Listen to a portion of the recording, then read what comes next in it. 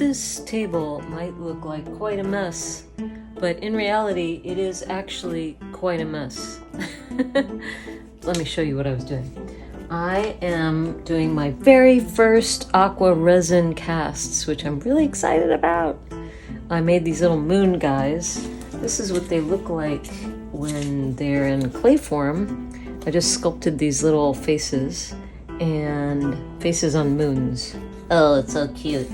And then I cast it in silicone, and then I fill it up with aqua resin.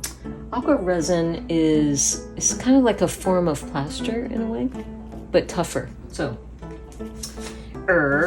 then I pop them out. I got a little blue on this guy from the paint from the next one. I'm experimenting with coloring them now, and you can also paint them. So I'm going to be painting this one, but in the meantime, I needed to clean it up. So I was using a rasp, and I was using wet sandpaper, which is much nicer because then the dust doesn't go everywhere and get in your lungs. So anyway, I was just making a big mess, and I remembered that wonderful saying from Thich Nhat Hanh, who said that without the mud, you can't have the lotus.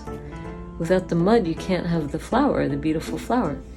And I always think about that when I'm making art because it's messy and dirty, and I mean, especially sculpture is just like an explosion of mess. Oil painting too, I mean, oil paint, mystery paint, it gets everywhere.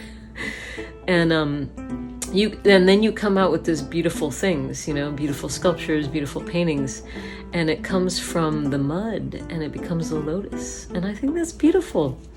It also reminds me of theater and music and dance, every kind of the arts, they all come from hard work and sweat and dirt. And anyway, no mud, no lotus.